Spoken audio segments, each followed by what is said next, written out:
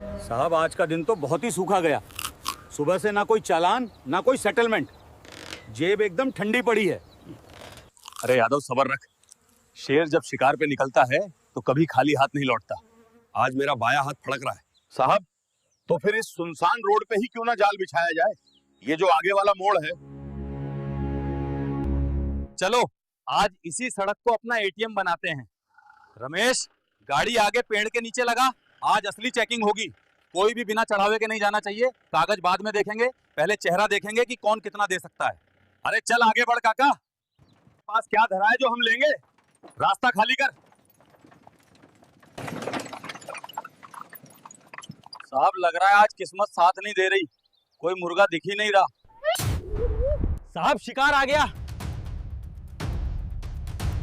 एक बाइक वाला है, अकेला है, पक्का डरेगा। रोक, गाड़ी साइड में लगा। हेलमेट कहाँ है तेरा, और गाड़ी के कागज दिखा। सरकार मैं पास के ही गांव से हूँ, हेलमेट घर पे रह गया। बहुत जल्दी में हूँ साहब। क्यों भाई, कौन सी ट्रेन छूट रही है तेरी, या मंत्री जी की मीटिंग में जा रहा है? नहीं साहब, मेरी घरवाली बहुत बीमार है, सरकारी अस्पताल में भर्ती है। डॉक्टर ने अर्जेंट दवाई मांगी, वही लेने शहर जा रहा हूँ। बीमारी का बहाना यहाँ नहीं चलेगा। कानून कानून होता है। बिना हेलमेट बिना कागज के गाड़ी चला रहा है, चल चालान कटेगा। 5,000 रुपए निकाल। अगर मैंने ये आपको दे दिए तो मेरी पत्नी मर जाएगी। रहम करो साहब, मैं आपके पैर पड़ता हूँ। नौटंकी बंद कर। मुझे मत सिखा कि क्या करना है। या तो 5,000 दे या फिर बाइक यहीं जब्त होगी। नौटंकी बंद कर। मुझे मत सिखा कि क्या करना है। या तो 5,000 दे या फिर बाइक यहीं जब्त होगी और तू थाने के चक्कर काटता रह। तू साहब का दिमाग खराब कर रहे हो।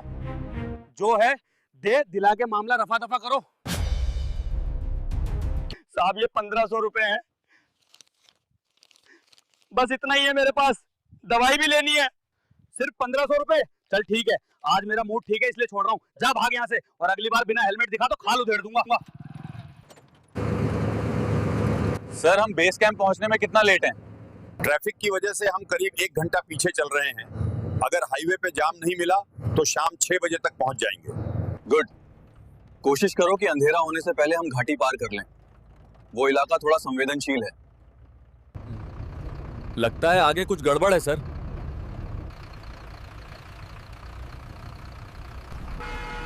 यहाँ खड़े रहे तो रात हो जाएगी। हमें किसी भी हाल में समय पर रिपोर्ट करना है। सर आगे एक ट्रेलर पलट गया है, रास्ता खुलने में कम से कम 2-3 घंटे लगेंगे।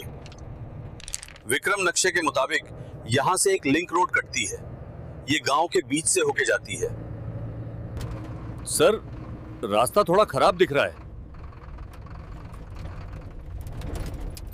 विक्रम, ये अशोक लेलैंड है और चलाने वाले तुम हो। ये पहाड़ चढ़ सकता है तो गांव की सड़क क्या चीज है। मोड़ लो गाड़ी। ओए उस्ताद, जंगल सफारी शुरू कर दी क्या?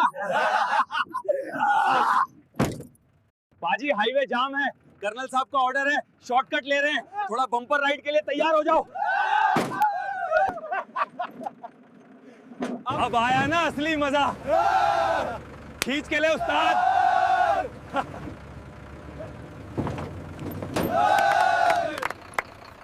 राम राम ताऊ जी, जय हिंद।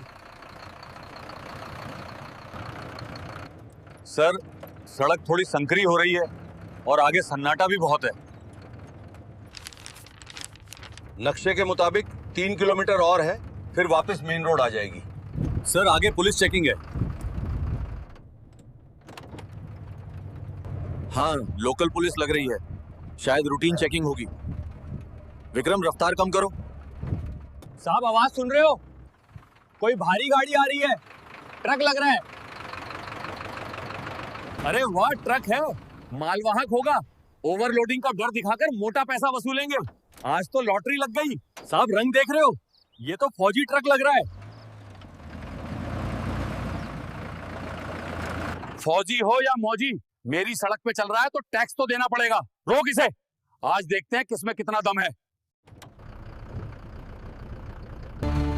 देखो क्या बात है, शायद कोई जानकारी चाहिए होगी इन्हें।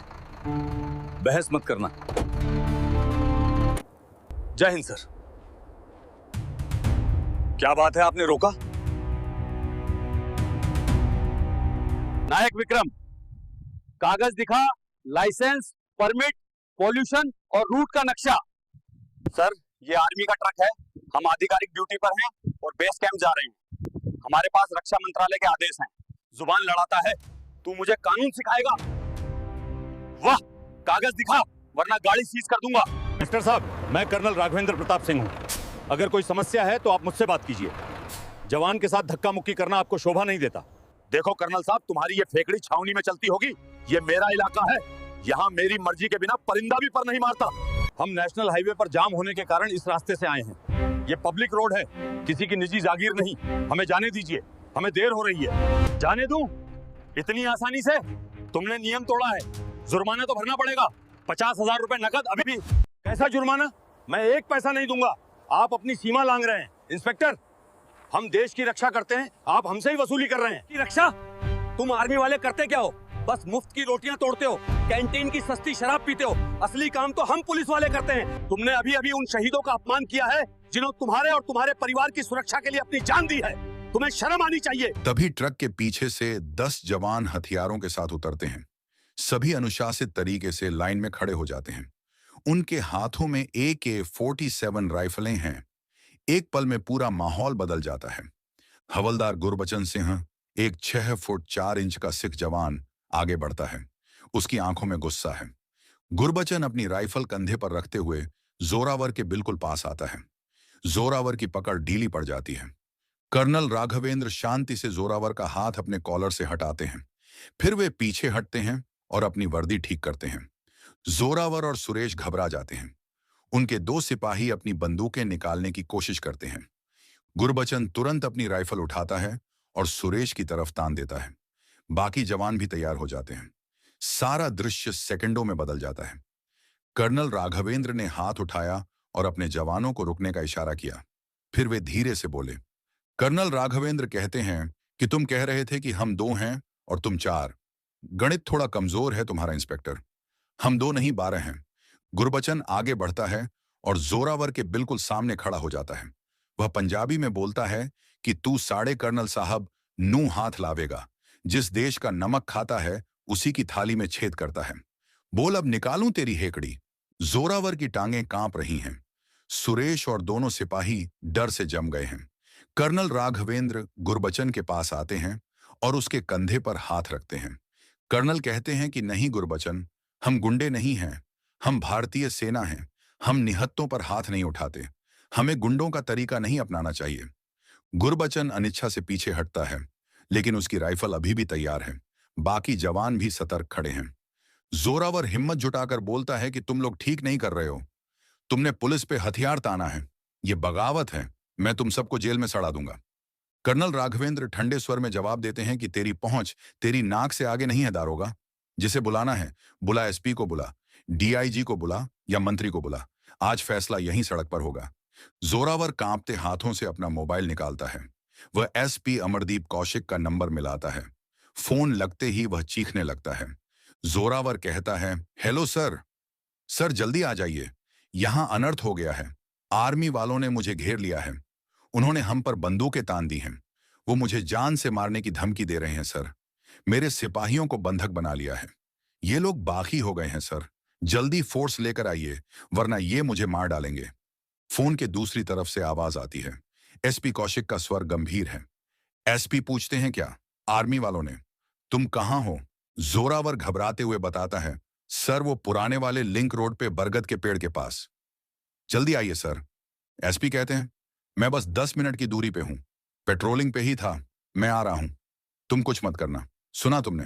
फोन कट जाता है। जोरावर थोड़ा हिम्मत जुटाता है और बोलता है, SP साहब आ रहे हैं, 10 मिनट, यहां पूरी पुलिस फोर्स होगी, फिर देखूंगा तुम्हारी ये AK-47 कहां जाती है। माफी मांग लो और निकल जाओ। कर्नल राघवेंद्र शांति से मुस्कुराते हैं। वे विक्रम की तरफ मुड़ते हैं और कहते हैं, माफी तो मांगी जाएगी जोरावर सिंह, लेकिन हम नहीं तुम मांगोगे, वो भी उस तिरंगे से जिसकी कसम खाकर तुमने यह वर्दी पहनी थी और जिसे तुमने आज पैसों के लिए बेच दिया। फिर वे विक्रम से कहते हैं, विक्रम डैश कैम का फुटेज तैयार रखना, शायद SP साहब को फिल्म देखनी पसंद हो। विक्रम सलाम करते हुए कहता है, जी साहब सब तैयार हैं। अगले 10 मिनट तनाव भरे हैं। जवान सतर्क खड़े हैं। जोरावर और उसके सिपाही एक तरफ खड़े हैं। कर्नल राघवेंद्र शांति से ट्रक के पास खड़े हैं। दूर से एक पुलिस जीप की सायरन सुनाई देती है। जल्द ही एसपी अमरदीप कौशिक की गाड़ी वहां पहुंचती है। साथ में 2 और पुलिस वैन हैं। एसपी जीप से उतरते हैं। वे 50 साल के अनुभवी अधिकारी हैं। उनके चेहरे पर गंभीरता है। जोरावर तुरंत उनकी तरफ दौड़ता है। जोरावर चीखता है, सर गजब हो गया सर, बचाइए। ये क्या तमाशा है? एसपी सख्त आवाज में पूछते हैं, ये क्या तमाशा है? जोरावर जोरावर झूठ बोलना शुरू करता है, सर देखिए इन लोगों को, मैं तो यहां रूटीन चेकिंग कर रहा था। मैंने बस इनसे ट्रक के कागज मांगे तो ये लोग भड़क गए। इन्होंने मुझे मारा, मेरी वर्दी फाड़ने की कोशिश की और मेरे सिपाहियों को बंधक बना लिया। ये कह रहे हैं कि आर्मी पुलिस से ऊपर है। सर ये बगावत है, इन्हें गिरफ्तार कीजिए। इन्होंने हम पे बंदूक तानी, हमें गालियां दी। एसपी कौशिक कर्नल की तरफ मुड़ते हैं। कर्नल सलाम करते हैं। कर्नल कहते हैं, जय हिंद एसपी साहब, मैं colonel Raghavendra Pratap Singh, 9 para battalion. SP जवाब देते हैं, जय हिंद कर्नल। फिर वे पूछते हैं, क्या मैं जान सकता हूं कि मेरे जिले की ग्रामीण सड़क पर आर्मी ने वॉर जोन जैसा माहौल क्यों बना रखा है? मेरे इंस्पेक्टर पर हथियार तानने की नौबत क्यों आई? कर्नल राघवेंद्र शांति से लेकिन दृढ़ता से जवाब देते हैं, एसपी साहब, हथियार तानने की नौबत तब आती है जब कानून का रक्षक ही भक्षक बन जाए। हमने वही किया जो एक सैनिक को सिखाया जाता है, आत्मरक्षा और स्वाभिमान की रक्षा। जोरावर चीखता है, झूठ बोल रहा है सर, ये सब मनगढ़ंत कहानी है। एसपी सख्ती से कहते हैं, चुप रहो जोरावर, मैं कर्नल साहब से बात कर रहा हूं। कर्नल आगे बोलते हैं, आपके इंस्पेक्टर ने ना केवल रिश्वत मांगी बल्कि भारतीय सेना को मुफ्तखोर कहा। इन्होंने मेरे ड्राइवर के साथ हाथापाई की और मुझे धमकाया। मेरे जवानों ने सिर्फ अपने कर्नल और अपनी रेजिमेंट की इज्जत बचाने के लिए हस्तक्षेप किया। जोरावर फिर चीखता है, सबूत क्या है सर? ये फौजी हैं, एक दूसरे को बचाने के लिए झूठ बोल रहे हैं। मेरे पास गवाह हैं, मेरे सिपाही। कर्नल शांति से मुस्कुराते हैं और कहते हैं, डैश कैम जोरावर सिंह, जो कुछ भी तुम कह रहे थे सब कुछ उसमें कैद है। हमारे सभी ऑपरेशनल वाहनों में कैमरा लगा होता है जो 24 घंटे रिकॉर्डिंग करता है, ऑडियो और वीडियो दोनों। जोरावर का चेहरा पीला पड़ जाता है। एसपी समझ जाते हैं कि सच्चाई क्या है। वे कर्नल से कहते हैं, क्या मैं वह फुटेज देख सकता हूं? कर्नल विक्रम को इशारा करते हैं। विक्रम एक टैबलेट लेकर आता है, उसमें पूरा वीडियो है। एसपी उसे देखते हैं। वीडियो में साफ दिखता है कि कैसे जोरावर ने पैसे की मांग की, कैसे उसने भारतीय सेना का अपमान किया, कैसे उसने विक्रम को धक्का दिया और कर्नल का कॉलर पकड़ा। एसपी का चेहरा गुस्से से लाल हो जाता है। वे जोरावर की तरफ मुड़ते हैं। उनकी आंखों में निराशा और गुस्सा दोनों हैं। एसपी कहते हैं, आई ट्रस्टेड यू जोरावर, तुम पर भरोसा किया था मैंने। शर्म आती है मुझे कि तुम जैसे लोग पुलिस की वर्दी पहनते हैं। फिर वे अपने रेडियो पर कंट्रोल रूम को कॉल करते हैं और कहते हैं, कंट्रोल, इंस्पेक्टर जोरावर सिंह को तत्काल प्रभाव से सस्पेंड किया जाता है। जोरावर घुटनों के बल बैठ जाता है। वह रोने लगता है और कहता है, सर गलती हो गई सर, मेरे बच्चे हैं सर। एसपी कठोरता से कहते हैं, वो बच्चे शर्मिंदा होंगे जब उन्हें पता चलेगा कि उनका बाप एक वर्दी वाला गुंडा था। फिर एसपी अपने सिपाहियों को आदेश देते हैं कि जोरावर को हथकड़ी लगाओ और थाने ले जाओ। उसके खिलाफ रिश्वतखोरी, धमकी और कर्तव्य में लापरवाही के मामले दर्ज करो। 2 सिपाही जोरावर को उठाते हैं और हथकड़ी लगाते हैं। जोरावर रोता रहता है लेकिन कोई नहीं सुनता। एसपी कर्नल की तरफ मुड़ते हैं और कहते हैं, कर्नल साहब माफी मत मांगिए, मैं अपने विभाग की तरफ से आपसे और आपकी पूरी टीम से माफी मांगता हूं। वर्दी कोई भी हो, खाकी हो या हरी, उसका धर्म एक ही होता है, देश और जनता की सेवा।